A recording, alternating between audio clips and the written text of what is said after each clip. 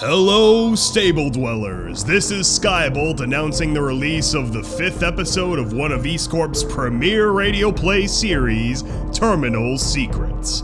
So before watching the rest of this, make sure you watch it there first. The link is in the description.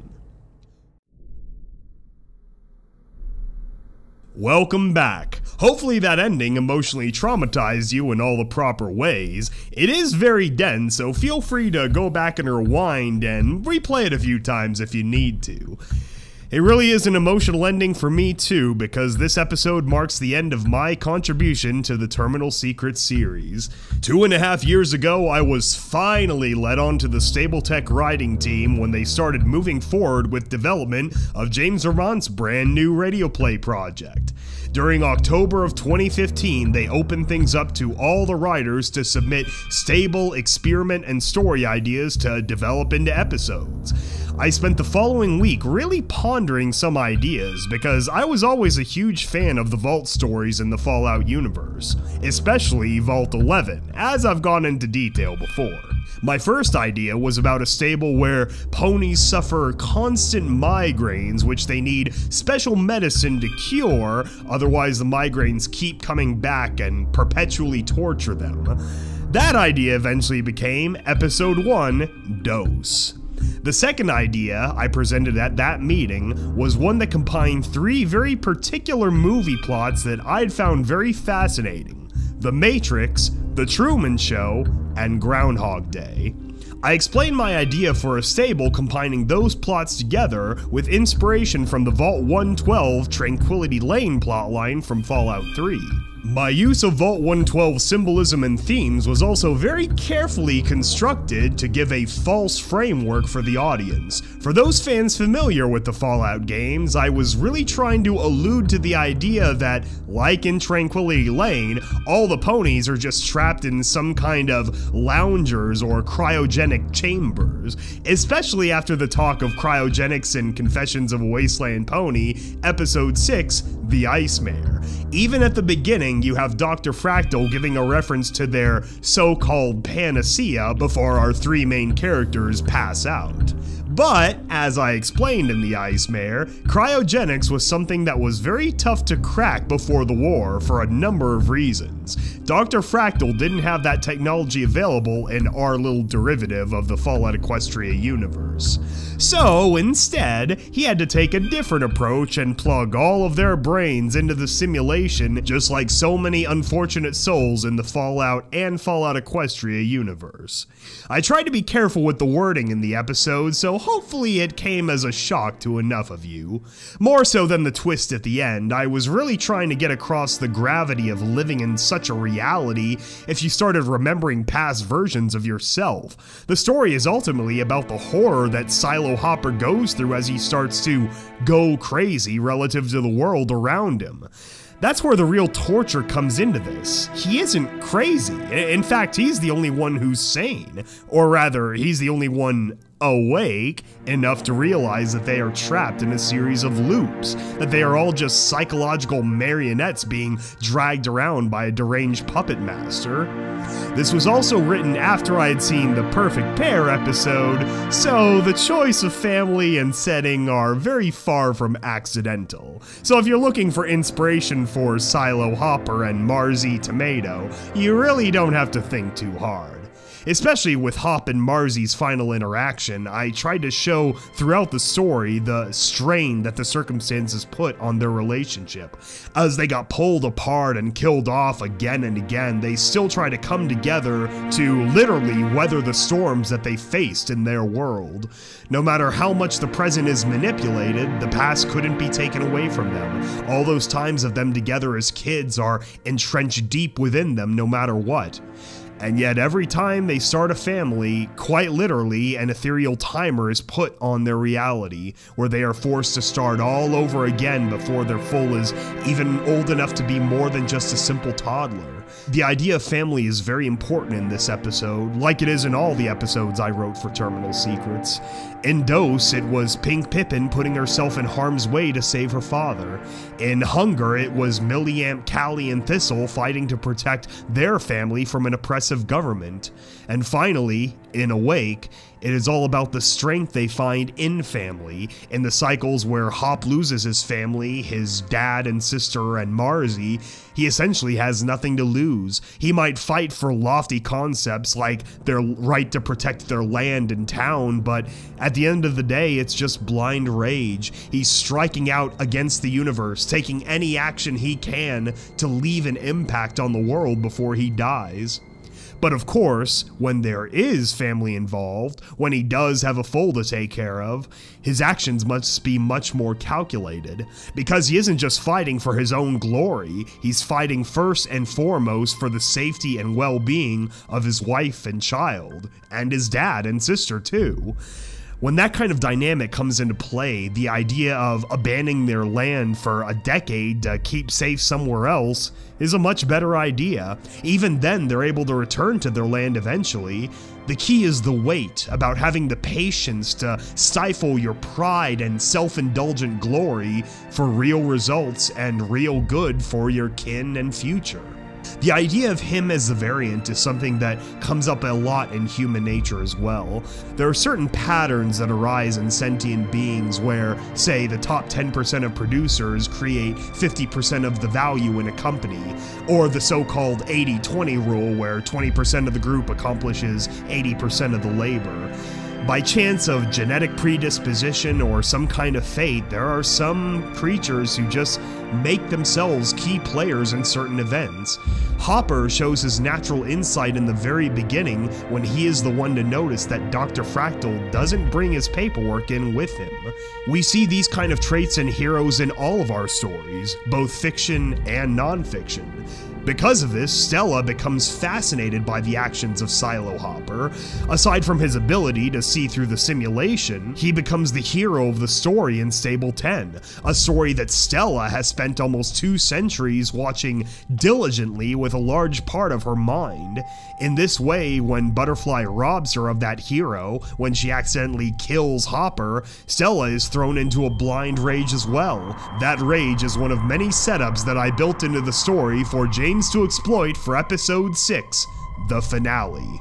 Before I wrote this episode, he gave me a lot of buildup of what has happened and where the story might be going, so I got to write most of the Butterfly and Blue Ball story for this episode too, along with their sparse interactions. Although, I think my version gave Blue Ball less of an actual blue ball, but that's beside the point.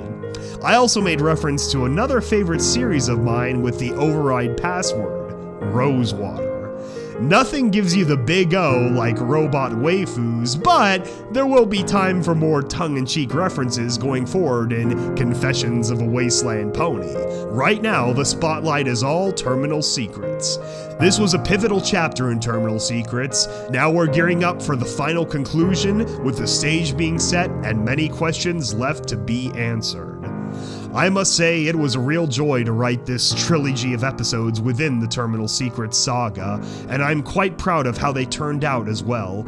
I'll hold them very fondly in this grand saga that connects all of our East Corp radio plays together, including the addition of Pink Pippin to Confessions of a Wasteland Pony.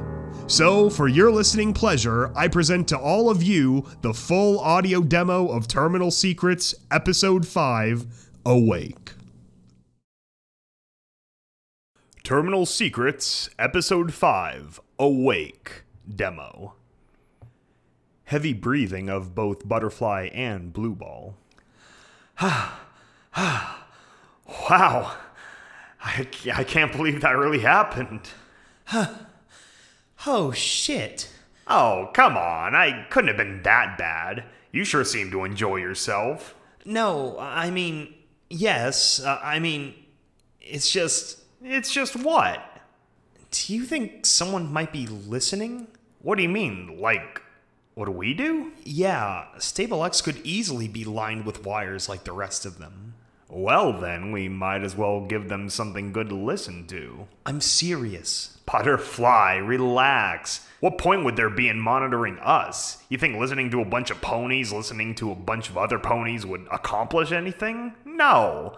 Plus, all that information would just end up going here. The only one who might hear things is Stella. You say that like it isn't a bad thing. Something tells me she'd find out one way or another. I'm more excited to see Spare Parts' reaction. You would be, you pervert. At least you won't wake up to any more surprises tomorrow morning. Butterfly chuckles. They begin kissing again.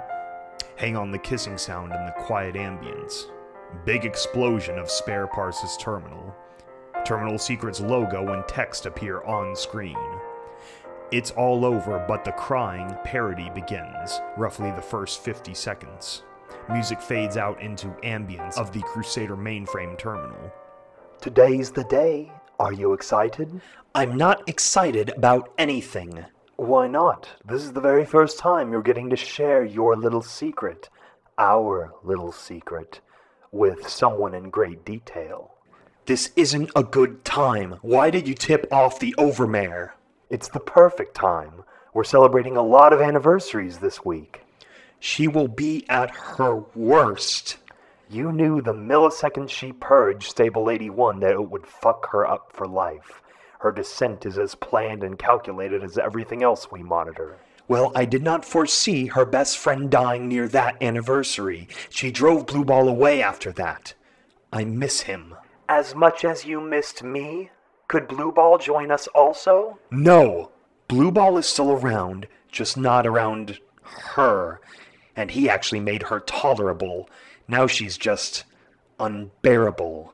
It's only been 2 years. What's that compared to a combined centuries of dozens of other stables? She reminds me of him, but I can't reset her. Not yet. Pneumatic door sound. Good morning, analyst. No, it's really not. I made you some coffee. Thanks, I didn't sleep at... Oh, damn it. What is it? Don't act like you don't remember. That's right. It was Spare Parts that installed the machine, wasn't it? Sound of espresso machine adding its final hiss of whipped cream. Her stuff never breaks. Even a stupid coffee machine just keeps working for years and years. I heard Blue Ball bumped into you in the lunchroom the other day. I don't want to talk about it. He misses you. There's plenty of other mares to fuck. You only copulated twice. He cared about you a lot longer than that. What are you, a dating sim now? No, but you two are much better together. It would never have worked out.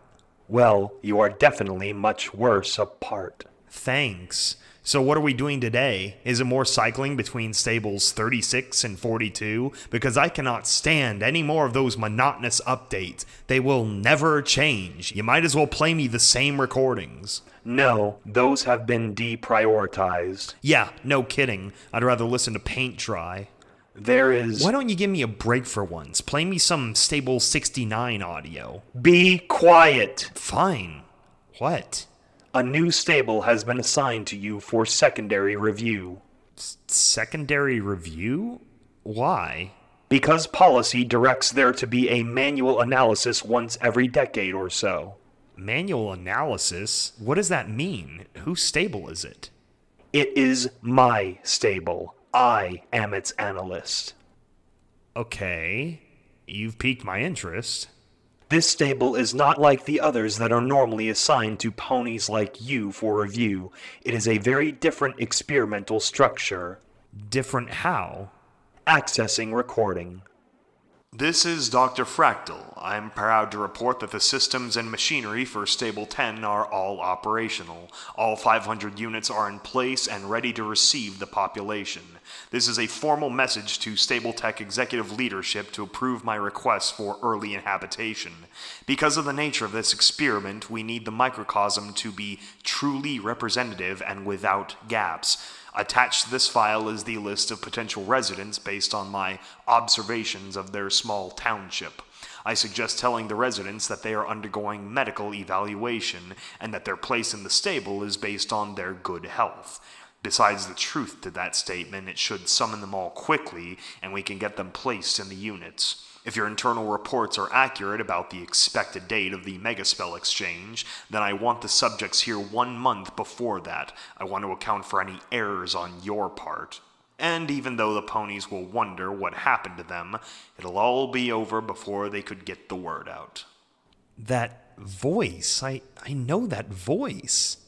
Dr. Fractal was one of Stable-Tec's lead programmers. He was the lead architect of almost everything in the Stable-10 experiment. And what is that experiment exactly? Why did he want to bring in the ponies early? Dr. Fractal had an ingenious plan near the end of the Great War. Rather than be limited by the physical boundaries of the stables themselves, he proposed that it would be more ideal to place the population of ponies into one large simulation. A simulation? A false reality. Connect the minds of 500 residents together and run the experiment within their collective consciousness. But how is that possible? Why, through the Great War, of course. The war was the #1 catalyst for arcane science and development of new technologies. One of those developments were the Crusader mainframes, like myself. So the ponies are all plugged into you? Yes, while their minds share some of the power, like walking on clouds, my systems create the world around them, the firmament beneath their hooves. So what then? The experiment is to see if we should plug all ponies in the world into some big bank of terminals? No, of course not. Although I do like that idea. No you don't. The simulation is just another level of the stable itself.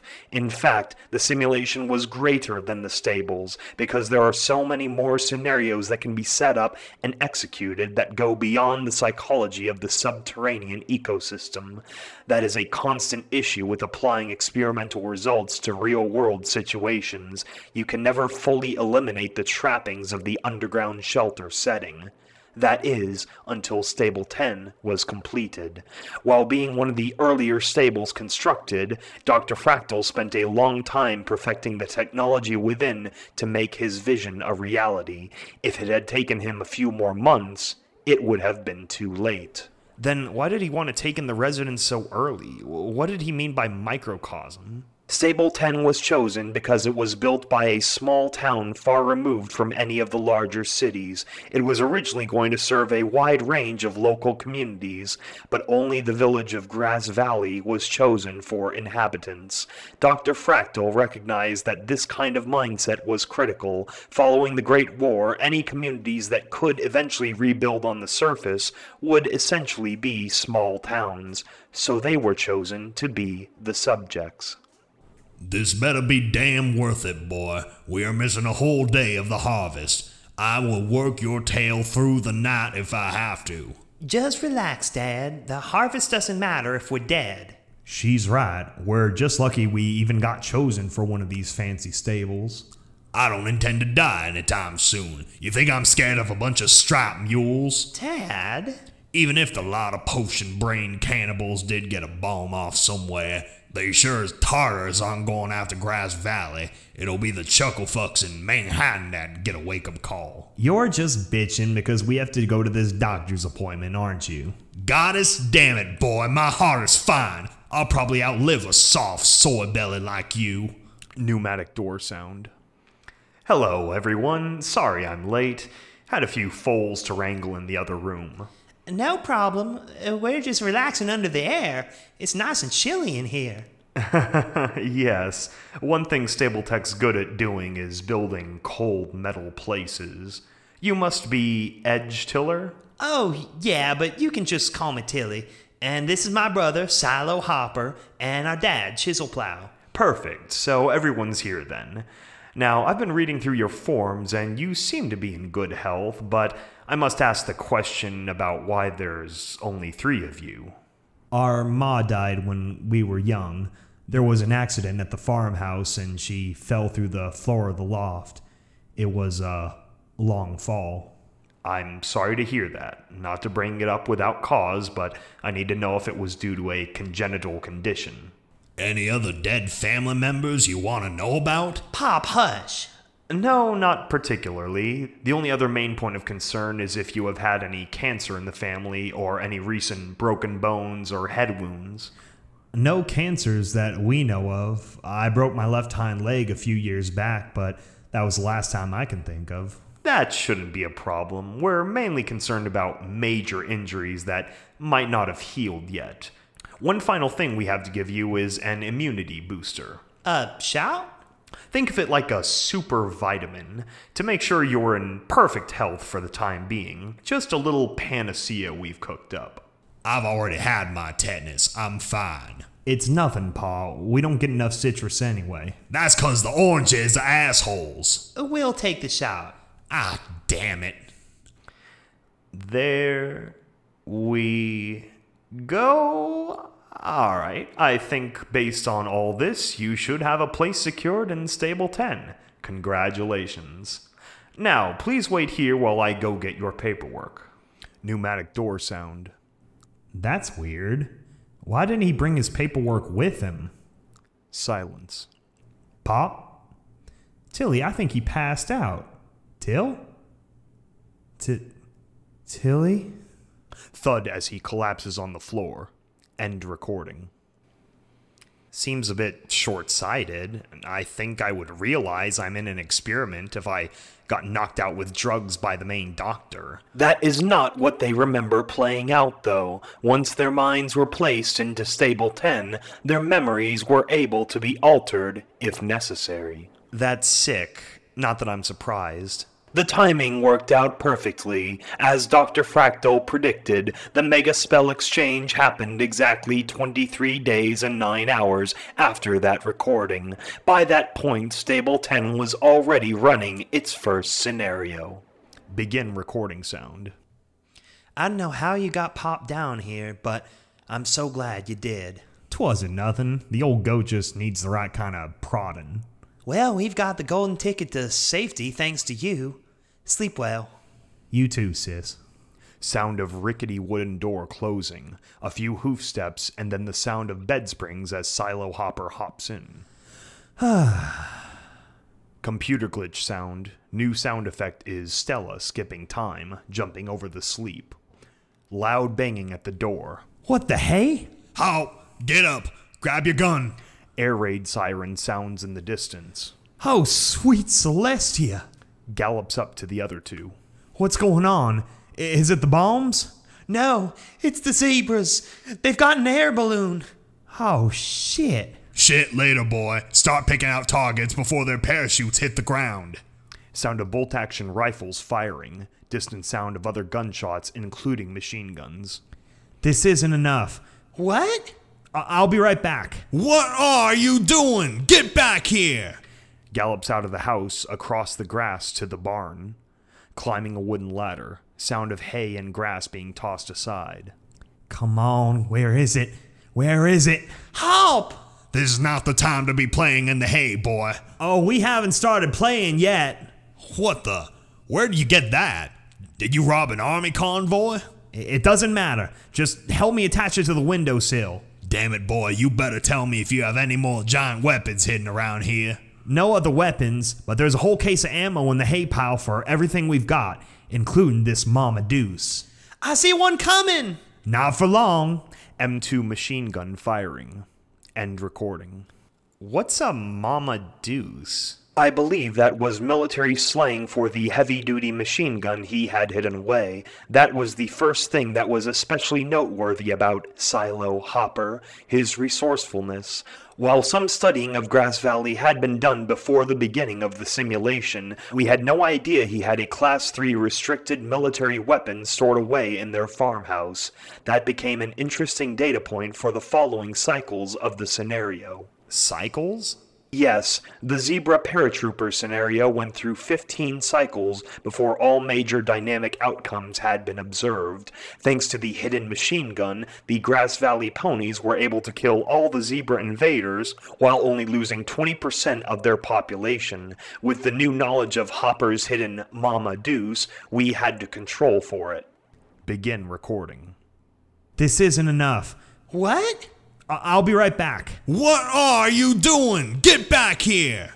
Gallops out of the house. Sound of machine gun fire. Ah! Hopper!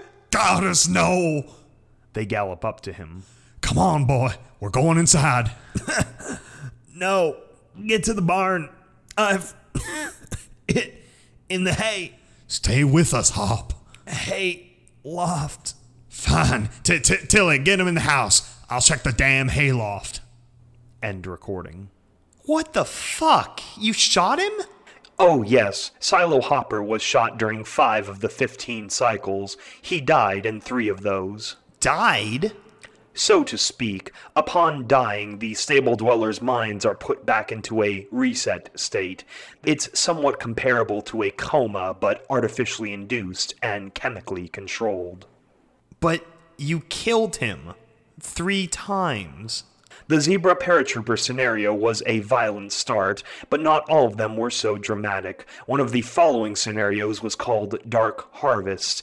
Our external sensors had confirmed a theory that the combination of balefire fallout and other factors would create a permanent cloud cover blocking the sun. Grass Valley and our test subjects are a very agrarian society. A population of farmers was a major factor in choosing this location because we needed data on how post-apocalyptic farming might play out. Begin recording. What in the fuck is he doing here? Pulp, relax. I'll shoot you right now, you son of a bitch. Don't even think about grabbing your gun. We are going to work out a deal. I'm not going to bulge. I don't care how much of your land the glowing sea is eating up. I'm not digging up a single orange tree. We're not asking you to. Then there's nothing to discuss. Yes, there is. Mr. Blood Orange is going to build us a new barn. Do you have balefire sickness, boy? Why would I build you a new barn? It's really simple. The soil beneath our current barn is as good as any other farmland that isn't getting swallowed up by the green sludge. When we suggested last year that we build a trench at the edge of town, who was the one to vote us down? Who was the one that didn't want to lose a line of orange trees to make room for it? Now, a year later, you lost those trees anyway, and we lost 40 acres of wheat and corn, all food that keeps us alive on this little island of sorts. So now, you're going to help break down the barn and relocate it to the old road where the soil wasn't even good enough before the bombs fell. Then you can relocate your orange trees to where the barn is now, and we can finally dig the trench. If you don't, we're all going to die, either by gunfire or starvation. But an act of goodwill from you, after a dumb and selfish mistake, would be a good way to make amends. I'm sure the other farmers would appreciate it as well. Oh, okay. If I agree to those terms, we're square? Yeah, I'll agree to that. Just try to keep the rest of the farms in mind at the town meetings from now on. Yeah, all right. End recording. Okay, I don't get it. What is the point of putting the same group of ponies through one terrible scenario after another? What do you gain from it? Have you learned nothing from all these years as an analyst? Do you not understand the point of these experiments at all? It is not about the scenarios themselves. It is about the test subjects. It is about learning as much as we can about ponies, so that we can better predict any possible outcomes that might arise from certain decisions or choices. It is only through understanding every factor that leads into every one of those choices that we gain insight on where the lines are drawn in each psyche. Blood Orange, for instance, was very bitter in one scenario because we had killed his family in the Great War. That loss exacerbated his state of mind, so that 3 years later, when we reached the same sort of meeting, things turned out differently. Begin recording. What in the fuck is he doing here? Pulp, relax. I'll shoot you right now, you son of a bitch. Don't even think about grabbing your gun. We are going to work out a deal. I'm not going to bulge. I don't care how much of your land the glowing sea is eating up. I'm not digging up a single orange tree. We're not asking you to. Then there's nothing to discuss. Yes, there is. Mr. Blood Orange is going to build us a new barn. Do you have balefire sickness, boy? Why would I build you a new barn? It's really simple. The soil beneath our current barn is as good as any other farmland that isn't getting swallowed up by the green sludge. When we suggested last year that we build a trench at the edge of town, who was the one to vote us down? Enough. I'm not going to listen to some damn fool like you. If you have a problem with your farm, then you fix it, just like I take care of my farm. Please, we'll all starve if we don't dig the trench soon. Get away from me, you little nag. You take that gun off my daughter before I blow your legs off and drown you in a bucket of lye. Mr. Orange. Gunshot. Tilly! Several gunshots. Pop! Tilly! Oh shit, no! End recording. Goddess, why do we have to do this today? Quietly, almost to herself. Yes, why did we? Louder to Butterfly.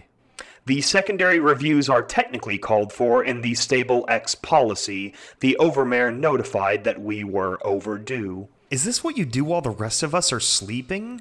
The Stable-Tec servers do take up a notable percentage of my processor power, but much of the load is carried by the active participants in the simulation as well. By active participants, you mean the ones not in a death coma? Reset mode, yes. The Dark Harvest scenario opened up quite a few different subcycles as well. Silo Hopper's dad and sister being killed in this way seemed to only make him a more significant variant. Variant? Yes, in most if not all of the scenarios, Hopper seemed to become a significant figure in how the scenario played out. All of the Dark Harvest cycles involved him organizing a meeting with his father and the Orange family. He wanted them to work together to stop the encroaching glowing sea we created. But this time you left his family dead. Yes, Chisel Plow and Edge Tiller remained in reset mode while we allowed the circumstances to play out. Begin recording. Hope? Hope, are you awake? Yeah, what is it? Hope, please don't go tomorrow. Marzi. Hope, please. The town will be fine. Marzi, we're going to run out of water. We need to find one of those water talismans. It's on the other side of the mountain. It's just the next valley over. We'll be back in a week, tops.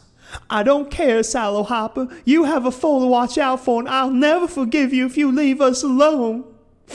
No, shh, don't do that. Listen, we've been on top of the ridge. We can see a clear path to the stable. There's nothing out of the ordinary, just some more green sludge to avoid. Don't you remember? We're all supposed to live in that stable. Who knows what other stuff is down there that could help us? I never wanted to live in that stupid stable. We didn't need it before. We got lucky, but if we don't find a faster way to turn all this green sludge into clean water, we're going to be in real trouble. I'm doing this so we don't have to pack up and leave Grass Valley completely. We still have something here. Our homes, our history. I'm not giving it up without a fight. I couldn't do that to you or our foal. You better be as safe as you can be. I don't want you taking any unnecessary risks. Me? A risk taker? Oh, tomato sauce, Hop. Recording ends. You're specifically picking stories with happy couples, aren't you? I'm not, actually. Silo Hopper knew Marzi Tomato when they were foals. Marzi and Edge Tiller were good friends into adulthood, and Marzi seemed to have had feelings for Hop for a long time. In most scenarios, whether or not Hopper outlives his family, she ends up growing closer to him. In exactly 85% of those scenarios, they end up together, and within 76 of them, they conceive and have a foal together. Just peachy. You going to tell me the names of their grandchildren, too? No, that would be outside our parameters. Oh, so you're limited to only killing 2 generations of a family at a time? No, generating grandchildren. That would be impossible to do under the circumstances. With their minds plugged into the Stable-Tec simulation, there is no actual copulation going on. Even one set of active participants having a foal together creates a temporal limitation on what we can test in that cycle. You have totally lost me. We cannot generate new minds. The processing power for true AI of that scale would be impossible. It would require a full understanding of the two personalities of the couple, as well as their family histories, to estimate what genes and effective personality might be able to generate. When selecting the inhabitants of Stable 10, Dr. Fractal excluded families with any foals younger than age 10. Anything younger than that would be impossible to estimate psychologically. There would be too many things to account for. But the Marzi girl just said they have a foal together. Yes, an infant, barely 11 months old at the observed age of that recording. Infants can be generated with simpler intelligence parameters because infants are simple. Once a child begins developing language skills and achieve conscious awareness, the exponential growth of their minds would draw too much processing power. Consider your own life. What is your earliest memory? Mine? I don't know. I remember playing with blocks, I guess?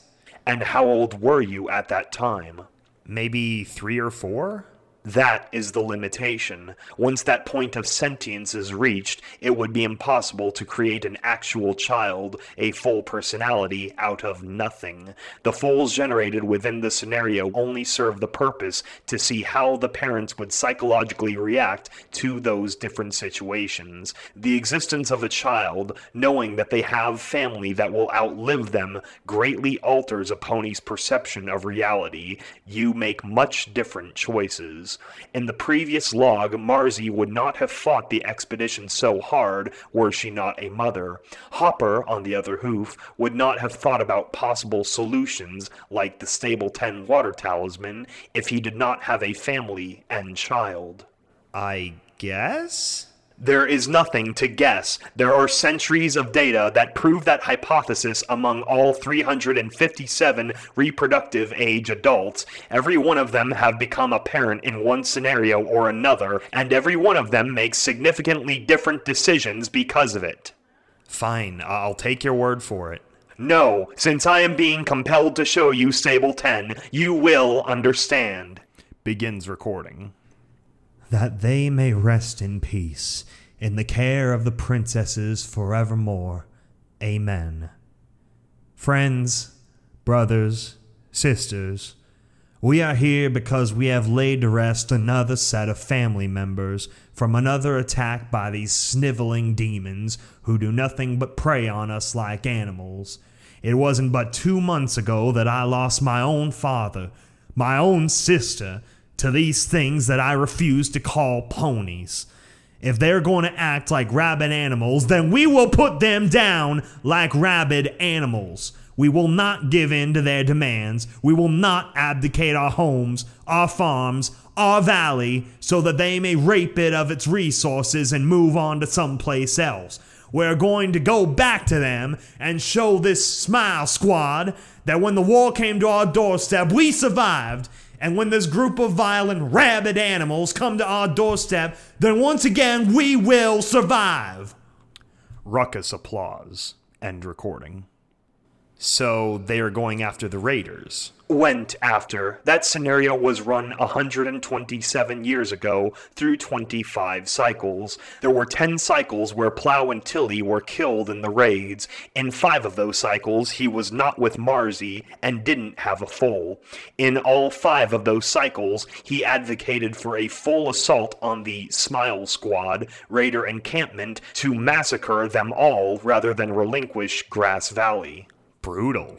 Quite brutal. He survived 4 of those 5 cycles with an average of 11 kills. He had nothing to lose and was driven by blind fury and revenge. However, in the other cycles, he had a much different approach, the most statistically significant being the ones where Plow and Tilly were still alive, and he had a foal with Marzi. Begin recording. That they may rest in peace, in the care of the princesses forevermore. Amen.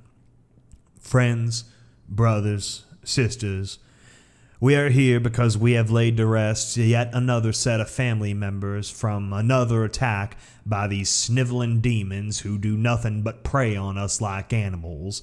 These raiders, this Smile Squad, are not ponies.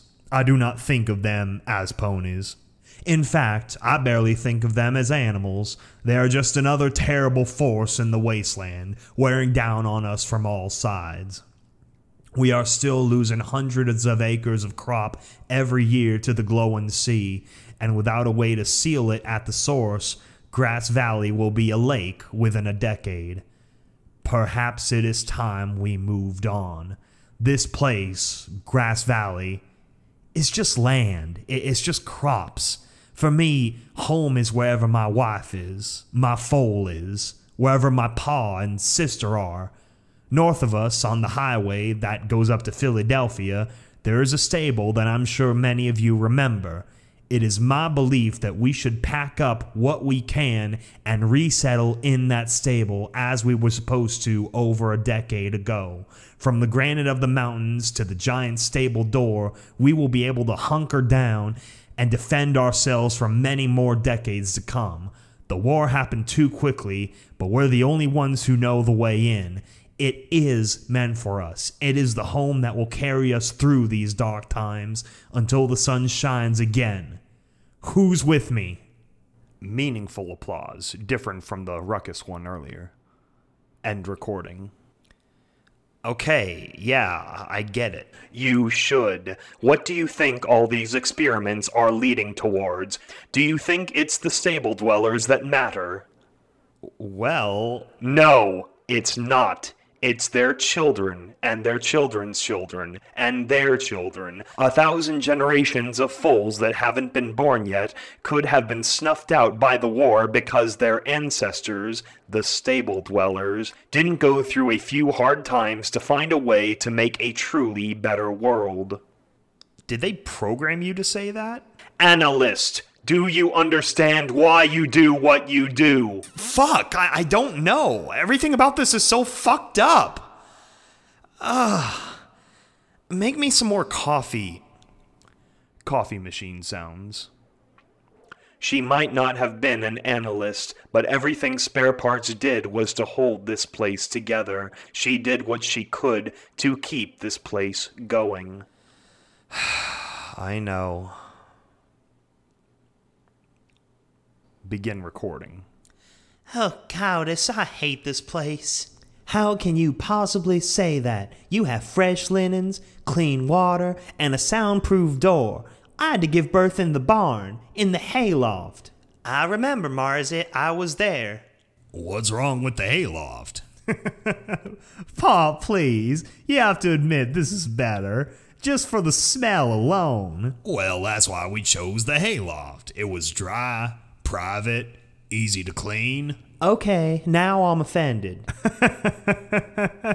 Shh, you'll wake the baby. Look, I'm sorry. We should have come here years ago. Why didn't we? Why didn't we do what? I think it's noble that we held onto the land as long as we could. And as far as I'm concerned, that is still my land. I'm going to stand in my farm again one day, no matter what. Come on, Dad. You don't like growing the wheat and corn under the UV light bulbs? It's damn unnatural. Plants need real sunlight. Even through the clouds is better than this. No. That's not what I meant. Why didn't we go to the stable when the war started? Well, shoot, everything happened so fast. No, it didn't. We had the sirens. We had the news reports. We could have gotten up here in a few hours by truck or train. Why did we stay in Grass Valley? I can't remember. Hope, stop. You're scaring me. Why did we stay in the valley? Why didn't we leave for the stable? Loud, unsettling computer static, then abrupt stop. Ow! Hey! Watch the volume. I'm sorry. It was part of the recording. What was Hop saying? Did you forget to make up some story about the day of the war for them? Isn't it about lunchtime? What? I guess. Then perhaps you should take lunch while I run a diagnostic. Sure, sounds good to me. Crazy calculator bitch. Distant pneumatic door sound. Quiet pause. What are you doing? Why did you play that log? Why wouldn't I play that log? It's probably the most important one. The first time the variant saw through the simulation. The first time he sensed that his reality was an artifice, even within the bonds of the normal stables. That is impressive.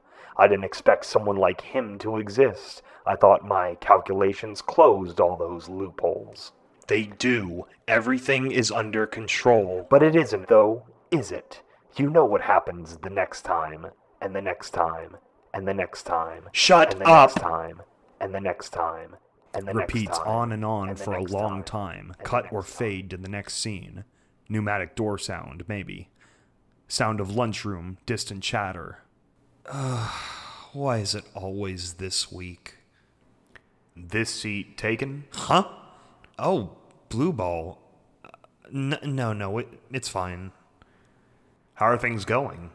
Oh, you know, same old, same old. That wasn't a pleasantry. What? I know how much small talk stuff just annoys you. I wasn't saying, hi, how's it going? I know what week it is. Just wanted to see if you were okay.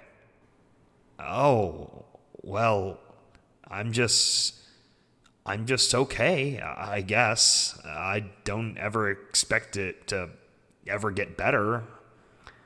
I know what you mean. I miss her too. You know the weird thing? The one most upset is probably Stella. You've noticed too? She seems to be getting really strange lately. I think without spare parts, she's breaking down or something. I don't know. She never did much work on servers. There really wasn't much need to. Can you name one pony who's designated to fix Stella? No idea. Well, is that normal? Was she built to ever need repairs, or does she just do whatever the fuck she does? I don't know, but she doesn't seem to joke much anymore. She's just getting very bitter?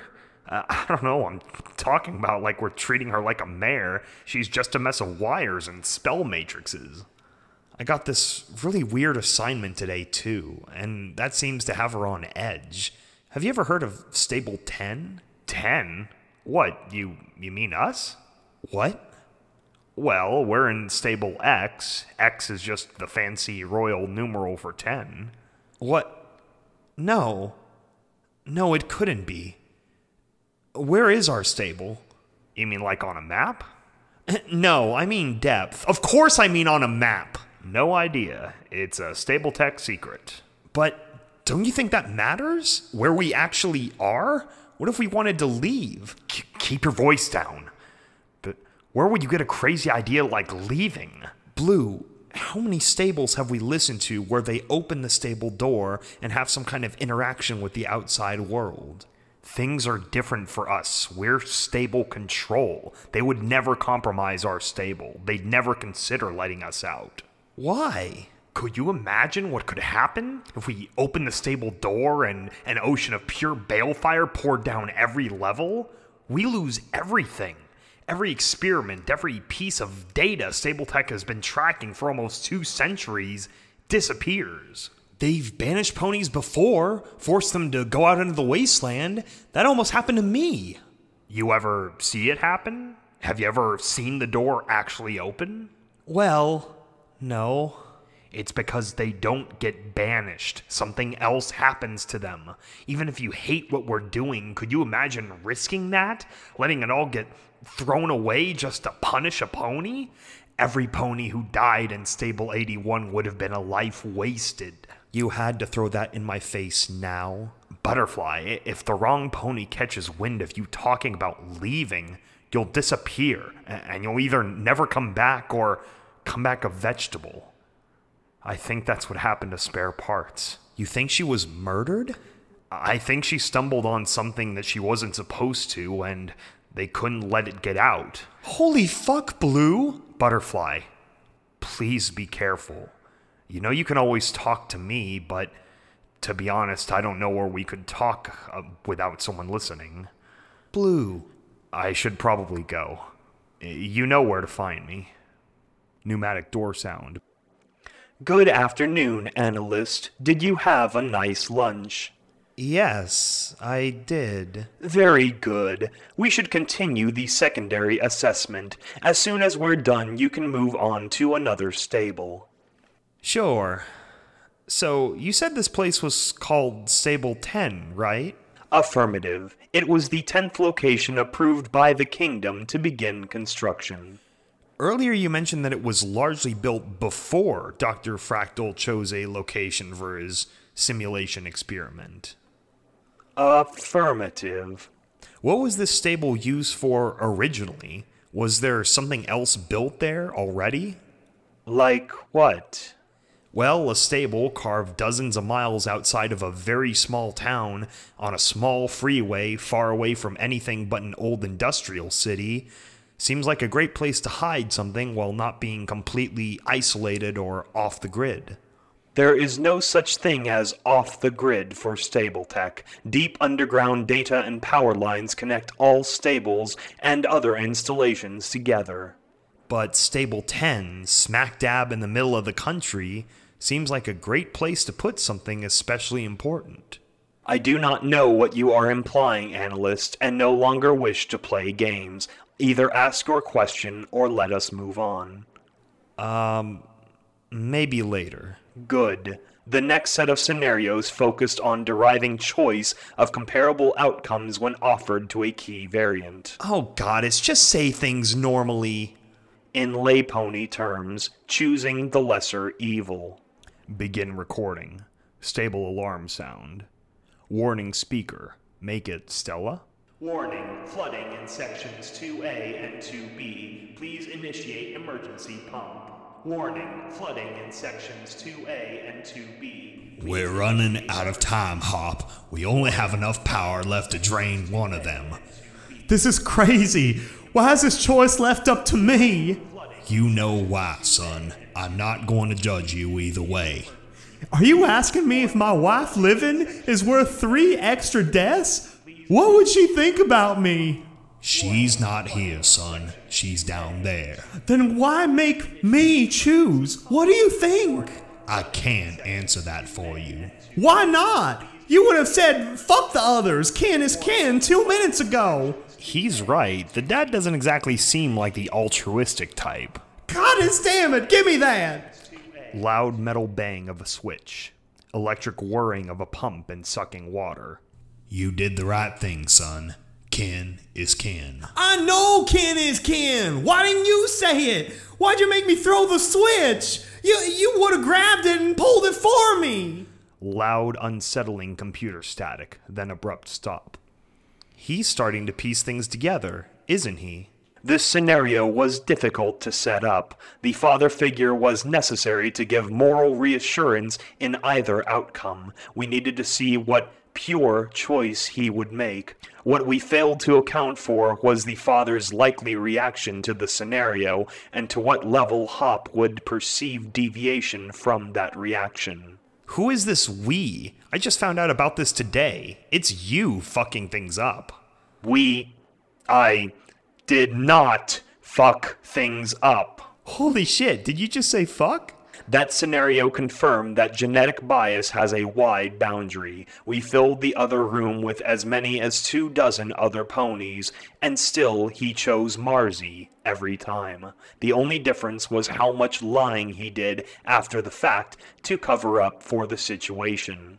In most of the cycles, he stated that he only heard the audio from Marzi's room in Section 2A, and nothing from Section 2B, which is when he'd assumed the guilt in a public manner, while the rest of the populace were unaware of how much he really knew. But that's not as interesting as him starting to see through the facade. A few glitches mean nothing. A pony's mind will reliably come up with an excuse as to why something didn't make perfect sense. We must be near the end, right? How many of these cycles can we go through? Even with computing, this Dark Harvest one was like a decade long. Their observation of time is not strictly chronological like yours. Begin recording.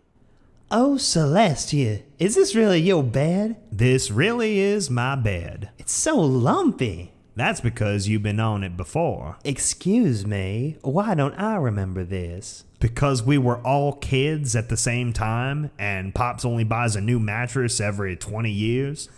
Oh my gosh, you're right. Tilly and I would dress you up like a doll. And I was a good brother, so I went along with it. To my Pop's dismay. I've never seen him so happy before. What, from me wearing a dress? No, from getting back on the farm today. Yeah, I don't know what the damn raiders wanted with the valley. They didn't do much of anything to it. What, were they just bored? Are you complaining that a bunch of psychos didn't decorate your childhood room with blood and bones? Well, yeah, 'cause now you put me back in that time where you and Tilly treated me like a doll. You are a doll, but if you don't like that we dressed you up, I can undress you instead. Fast forward sound. Hey! You're still at work. Fast forward stops. Crickets, nighttime sounds. You know, Marzi, I gotta say, it's really nice being in the valley again. Me too, Hop. Me too. Crickets and nighttime sounds fade quickly. Computer glitch, the new sound effect from before of skipping, jumping over sleep. Daytime sounds fade back in, a rooster or something in the background to identify morning. Wake up, baby. We gotta get downstairs or your pa'll try to pick all the weeds himself. All right. End recording.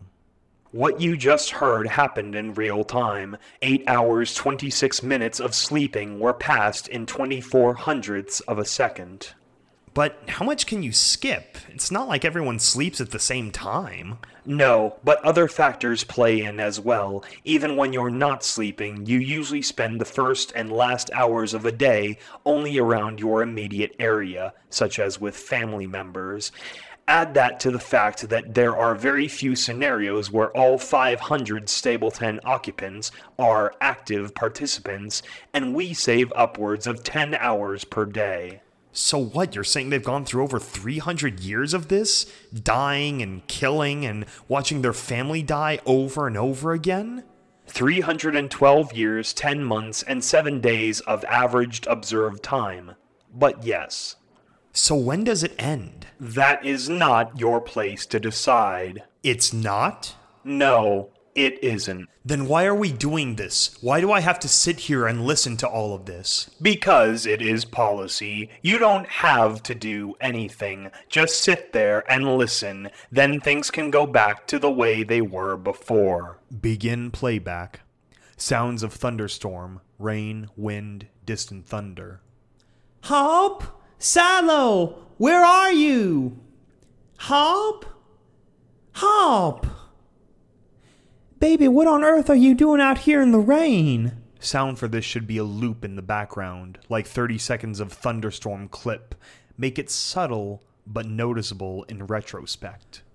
Marzi, hey, come join me under the tree. Here, squeeze in with my coat. You know, you can listen to the rain from the farmhouse. Yeah, we can. But when was the last time you saw the whole valley like this? Thunder crack.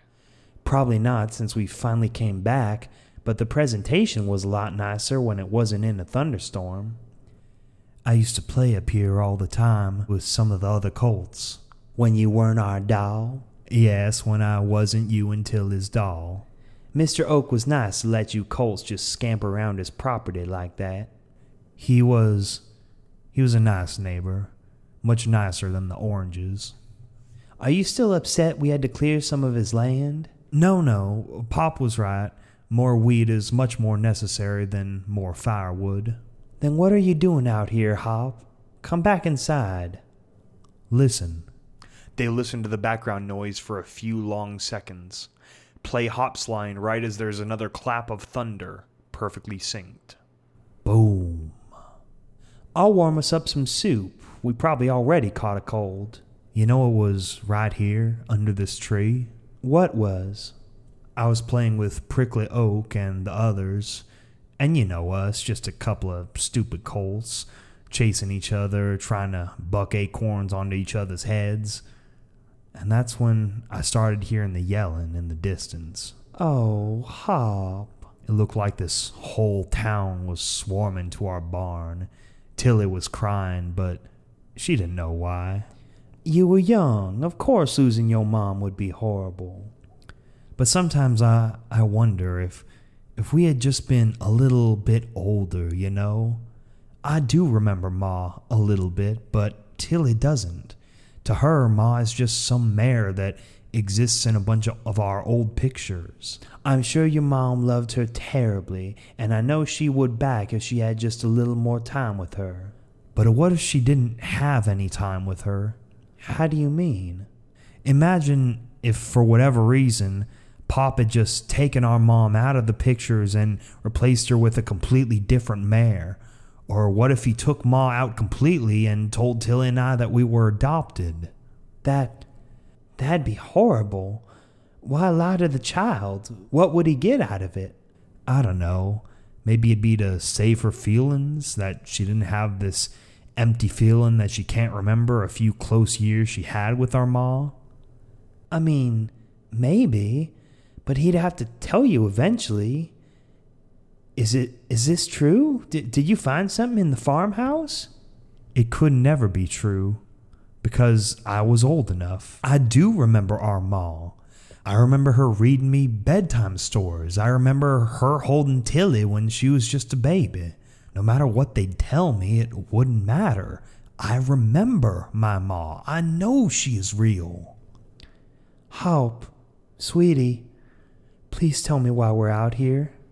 Leave it as just background noise for a moment, then play Hop's next boom line on the thunderclap. Boom. Boom what? The thunder. It's repeating. It's almost like music. Like we could dance to it. Repeating? But that's just it. If we're dancing, it means we're on a stage. End recording. It just goes on and on. They keep waking up, but they never leave the bad dream. This is cruel. No, analyst. The world before was cruel. This is necessary. Cut. A time jump. Butterfly walking slowly down a hallway. Damn it. Why couldn't we have finished today? Maybe if she didn't stretch their suffering by another century, we could have wrapped things up. Butterfly. Blue? What are you doing here?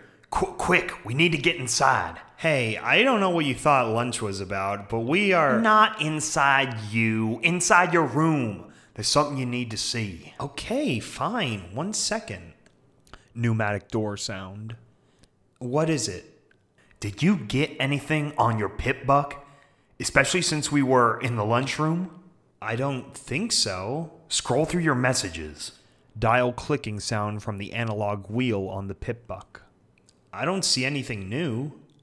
Well, about 2 hours after we talked, I received this? Stable-Tec policy. Who's it from? The sender is anonymous. We have received new instructions from Stable-Tec leadership regarding the unique experiment in Stable-Tec. I'm not sure how much the executives know, but this apparently traces all the way up to Vice President Scootaloo herself. Because of the uncertainties associated with the Crusader mainframe, she does not trust the AI to maintain the simulation without oversight. Therefore, the Crusader mainframe will be directed to present the experimental results to a normal analyst at least once per decade to report on the progress of the accomplished scenarios. It was originally going to be a yearly update, but apparently Dr. Fractal argued that certain scenarios could take as much as a decade? That buck is fucking crazy if you ask me, but at least this will also act as a check against him. I'm still afraid he's going to pull some kind of last-minute stunt. We have too much going on in Stable-Tec as it is. We can't let him jeopardize everything with his sick little pet project. He'll probably turn them all into vegetables when he flips the switch. Anyway, if they do survive and the AI gets out of hoof, say override code Rosewater, that will essentially inhibit the AI and you can command the computer to make any changes you want to the simulation.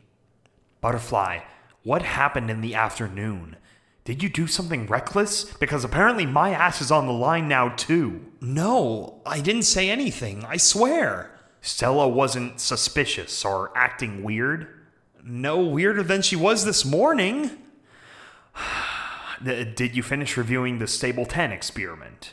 We couldn't. She started from the beginning and she's just been playing one snippet after another. I don't know how much is left. What about the time codes? Notes from any of the past analysts? I don't know. She's been doing this thing where she's skipping time when they sleep and other stuff. For them, it's been like 300 years. 300 years? Yes. I hate this, Blue. I really do. 300 years? Doing what exactly? It's all sorts of shit. She killed his family, then brought them back again, then sent them to the stable and had them fight raiders. Like, I don't know, a bunch of surface world stuff. After I got this message, I tried looking up Stable-Tec in our monitoring database. And Nothing. It had all these really basic things about testing the population's psychological dynamics, but no details at all. Nothing about it being a simulation or anything. What does that mean exactly? It means she's been torturing them, Blue.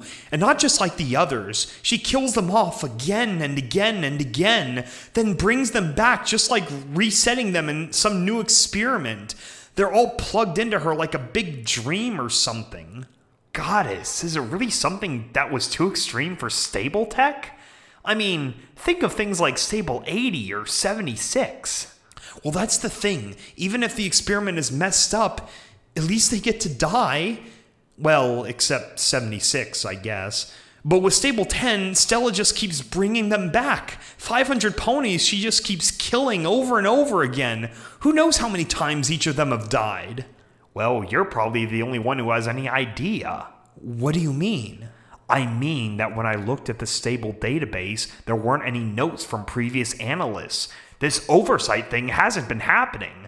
I think you're the first pony to know about it since the Great War.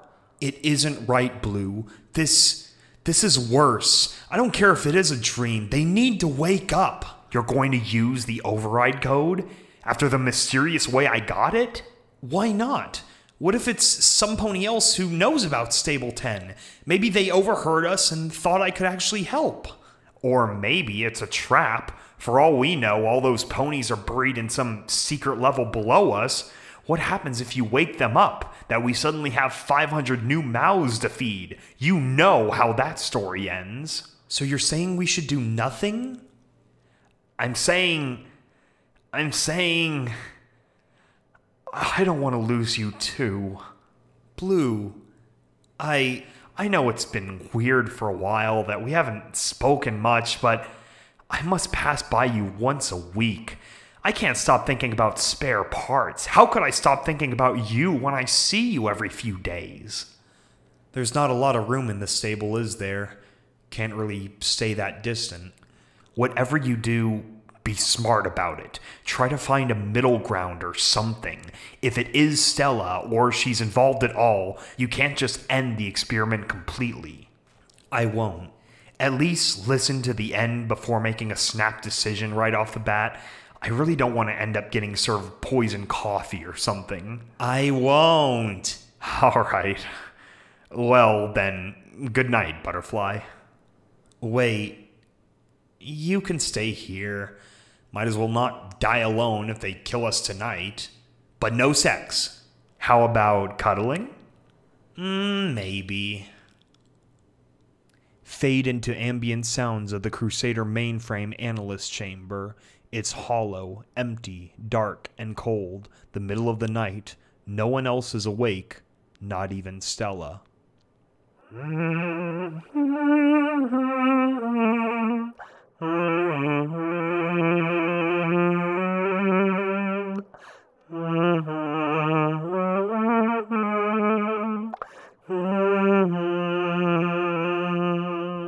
Humming fades out. Pneumatic door sound. Good morning, analyst. You seem well rested. I feel better than I did yesterday. Excellent. We are almost at the end of Stable 10. Once we finish that, I was able to secure you Stable 68. It is not quite Stable 69, but I believe it would suit you better. How nice of you. At least it'll be interesting. Shall we continue then? Yes. Oh, silly me. I almost forgot. Coffee machine sounds. Make it foreboding, like you don't know if it's full of poison. You can't start the day without coffee. Oh, yeah. Thanks. Awkward pause. How does it taste? Different. I selected different beans, a fruit and nut blend, a very old but traditional recipe. Uh-huh. Now we can begin. Begin recording. Hoof steps on a wooden floor. Oh, good morning, Dad. Did you just get back inside?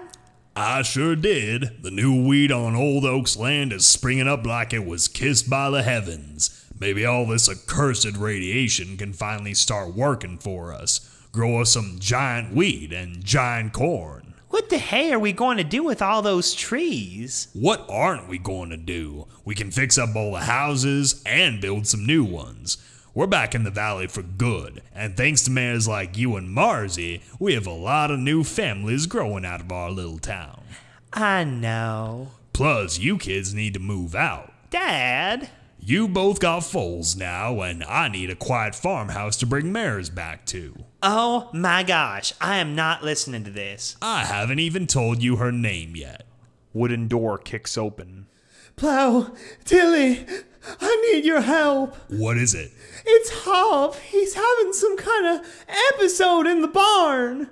They gallop outside. Hopper! Hop, what are you doing? Why do you have the mama deuce? How's it still here? What do you mean? How is the gun still here? Why wouldn't it be there?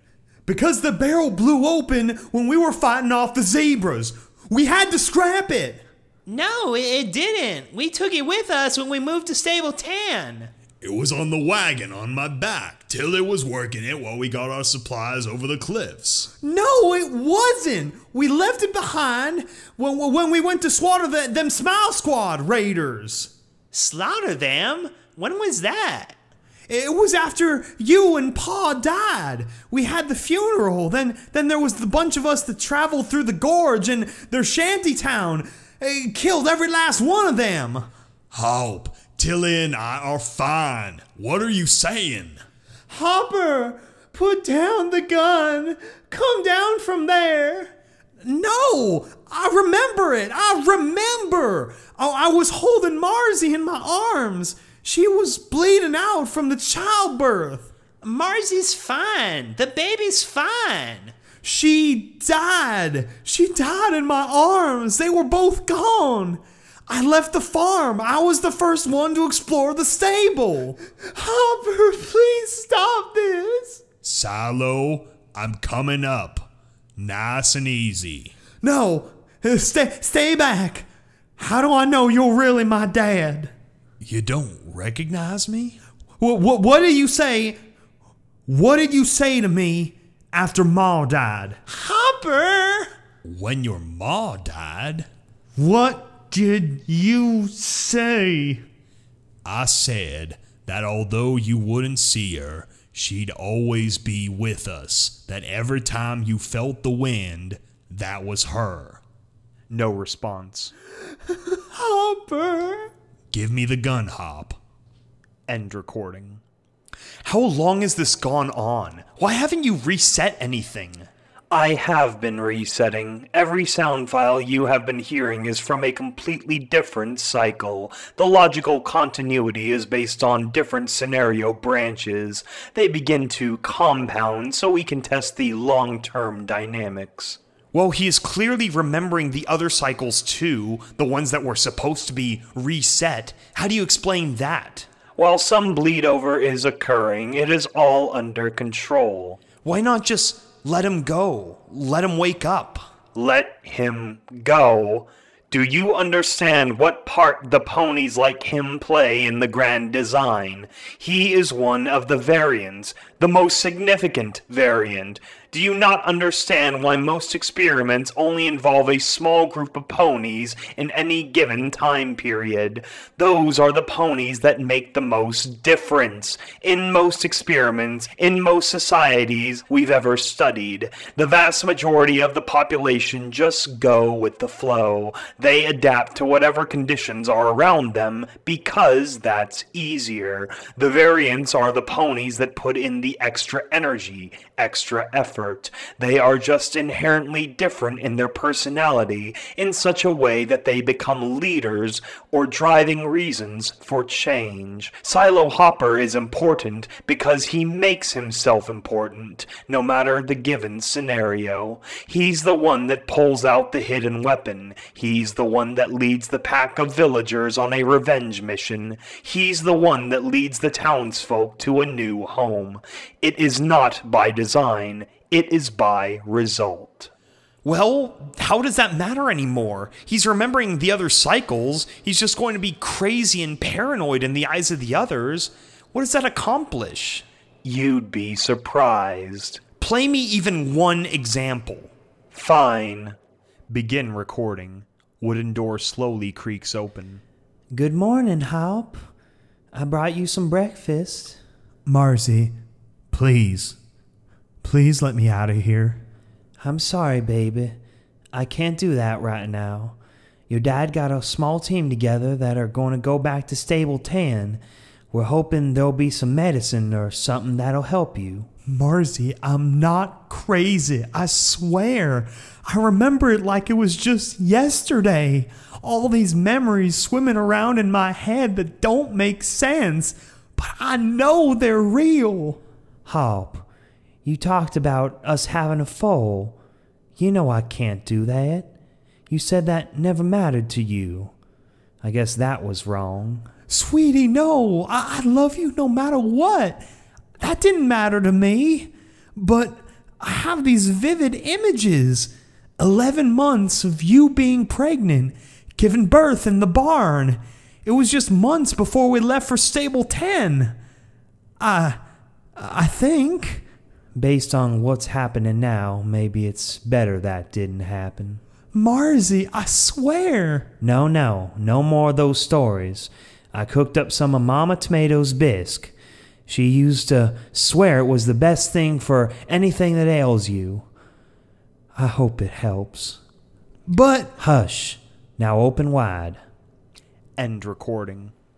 Now they've got him locked up?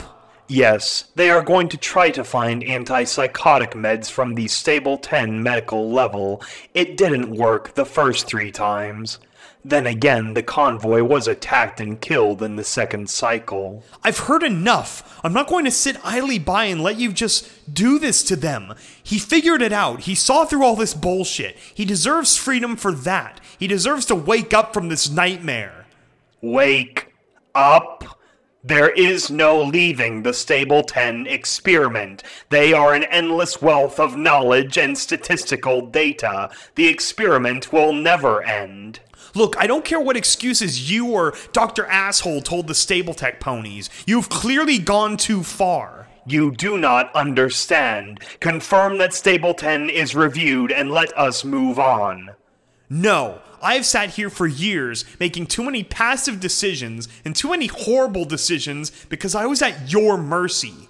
Well, now things are different. This is my chance to do something right. Override code Rosewater. Rose? Water? Rosewater, Rosewater, Rosewater, Rosewater? Stable-Tec override engaged. Please input request. Oh, thanks Celestia, it worked. Okay, Stella. I want you to release Silo Hopper from the simulation. Confirming request. Eject subject Silo Hopper. Yes, do it. Request confirmed. Beginning disconnection. Perfect. Now for the rest of his family. Draining cranial fluid. Excuse me? Disconnecting ocular nerves. Marcy? Marcy, where'd you go? Why is everything dark? Wait, what are you doing? Video feed activated. What?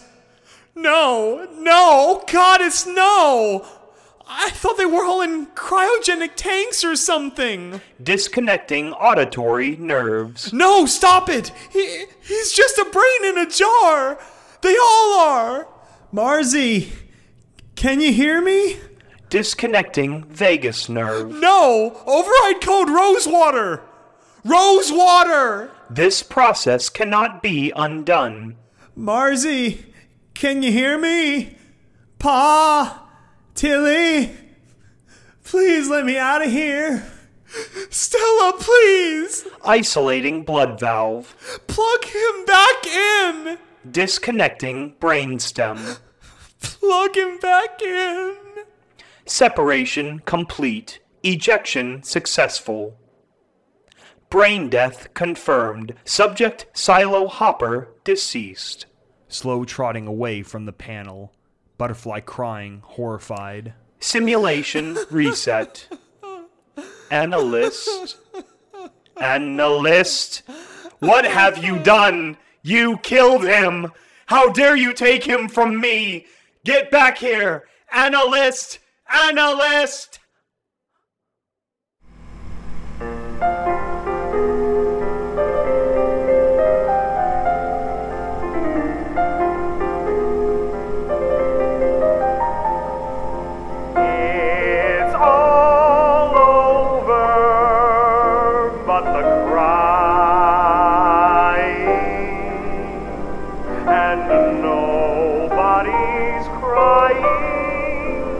But